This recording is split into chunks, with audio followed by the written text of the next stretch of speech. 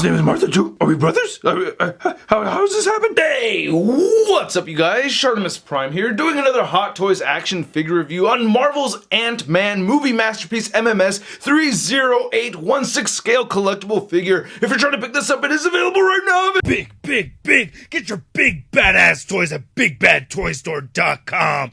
Click the link in the description below. I really like the box art for this figure. This looks really cool. That is just too awesome. I thought this was very creative. I like how we have these riveted lines right here in the packaging as well. You get the Ant-Man image and then the smaller one right there. And it wraps around along the side. You get the ant, which is not Antony, right? Because I don't see any wings over there. And then you can see the text keeps going around this side right there. Very cool. And then on this side right there. And I like these little circles with the lines coming through. It reminds me of the original design, the comic design anyway. And then you get the Ant-Man on the bottom. And then you can see the figure right there inside. And then on this side, not much going on. But you can see all the people responsible for creating the figure on the back. Alright, let's get to it and crack this thing open. And here's Ant-Man out of the packaging. And this figure is alright. It's okay. I can't really highly recommend this thing. It's alright, man. It looks really good. Okay, I will give it that. Aesthetics wise, it looks great actually. I really like how the pleather looks. The paint apps came out looking really nice. The helmet looks really good. I really like the helmet a lot. As far as just the aesthetics go. But functionality wise, throughout the whole figure, it's just a letdown for me. The articulation, I mean, as far as dynamic poses go, that's as much as you're really going to get out of it.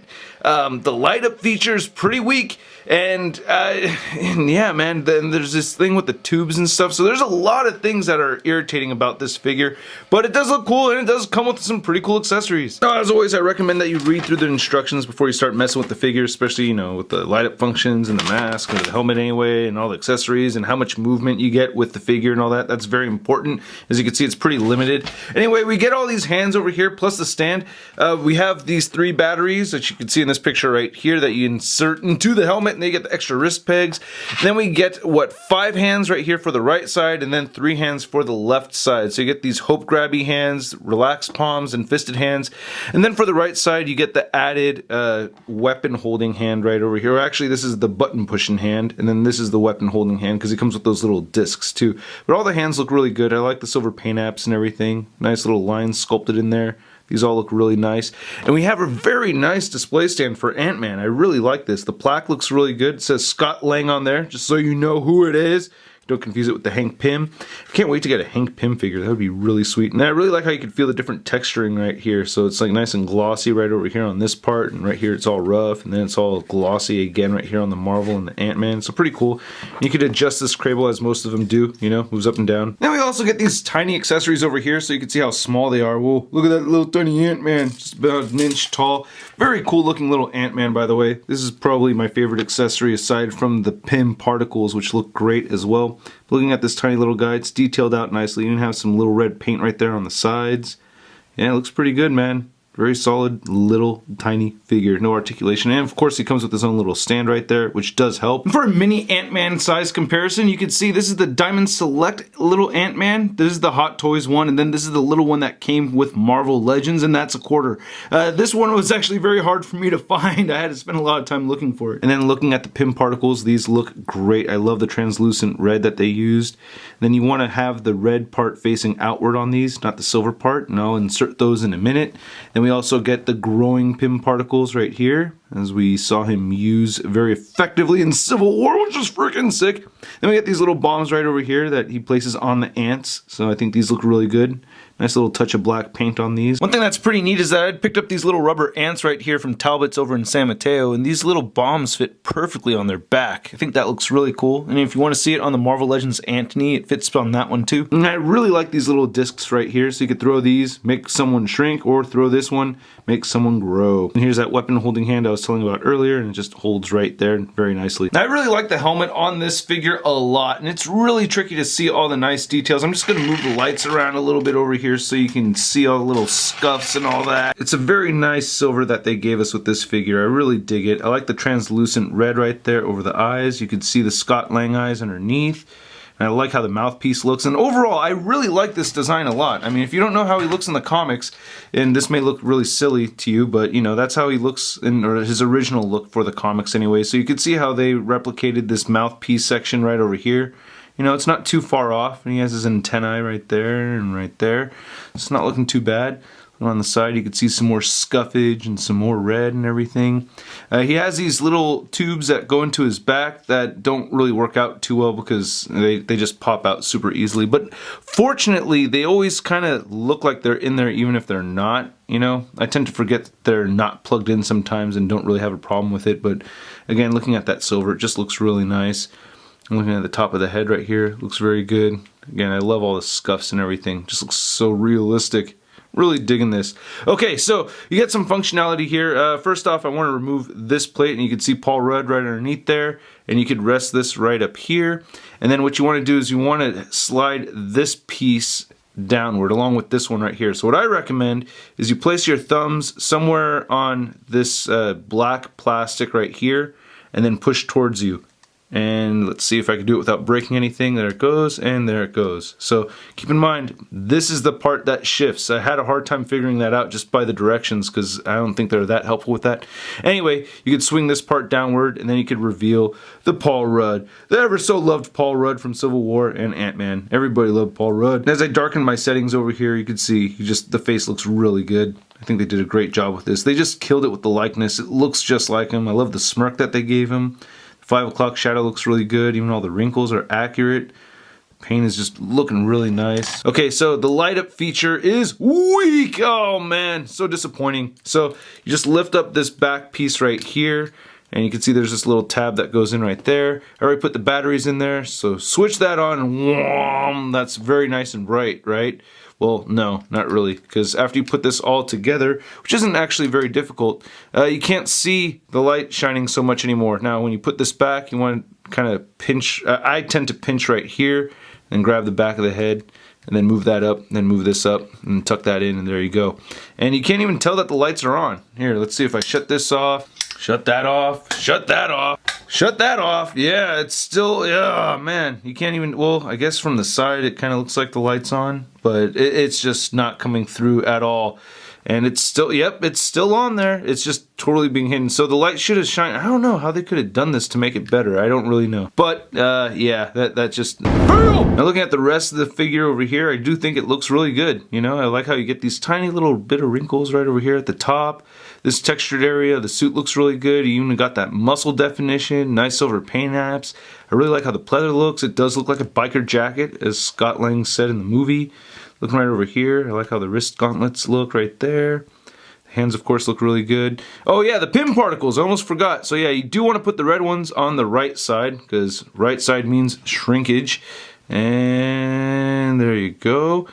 Right on. And then the left side means Marissa Tomei. Yeah, because you know what happens with Marissa Tomei, right? Because you get big. That's right. Alright, anyway, so there you go. And I like to have a little bit of the Pym Particles showing, just a little bit. I don't know. I just want to see them. Anyway, looking right over here, the regulator looks pretty good. Doesn't move or anything like that, but it looks pretty solid. I will say on the back of this will pop off sometimes due to me trying to pose it, and it pops back together pretty easily. And I do like the silver paint right over here. You get a little bit of wear. Looking on this back piece, looks pretty good. Again, plugging these things in is a pain in the butt. What's really scary about them is that this is very thin, so I don't want to apply too much pressure trying to port that in there. So I'd rather just kind of have it in there loosely and then just watch it fall right out again, you know? So I don't even care if it's properly plugged. Anyway, looking at the rest, you know, looks pretty good right here. Nice pleathery material throughout. Touch a little black paint right there. The knees look really good. Paint on the boots look pretty nice. Get a little bit of dirt, just a tiny little bit. And actually the bottom parts of his shoes look pretty nice and clean. Looked untouched. And get some treads right there on the soles of his feet. So I do find the articulation a bit disappointing on this figure. You can get him to look up a fair amount. He has a neck joint here as well as the head joint. So moving them both up, you can see he can look far up that much, which that's pretty good actually. Anyway, moving this all the way downward, you can see that he will move down that far, and of course these little cables, you know, come untabbed. You can get him moving that much as far as the head pivot goes, and that side, and of course you get the side-to-side rotation. You know, the little magnetic, you know, mask piece keeps coming off, just, you know, I don't know, it's just a little bit on the flimsy side. Anyway, you can move the shoulders outward just just that, shoot, you want to like make sure that it doesn't get bunched up on that shoulder pad. But yeah, they will move outward that much, and they will rotate forward a reasonable amount. And he bends 2 points at the elbows. I would recommend not really leaving them like that for very long. You can rotate at the bicep over here, and he has a little bit of an armpit joint as well. You also get the wrist rotation, and it does hinge up and down. And I will say switching the hands out on this one are actually fairly easy compared to some other Hot Toys figures.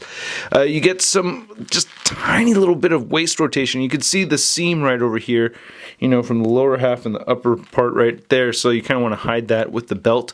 But yeah, it doesn't really rotate side to side too well, nor does it really crunch forward and back too much. And you can tell that there's a diaphragm joint and a waist joint underneath there, but the suit is just hindering all that movement. So yeah, not too much torso movement there, not too much leg movement either. You don't want to split the seams right in the crotch. So yeah, it can move outward that much.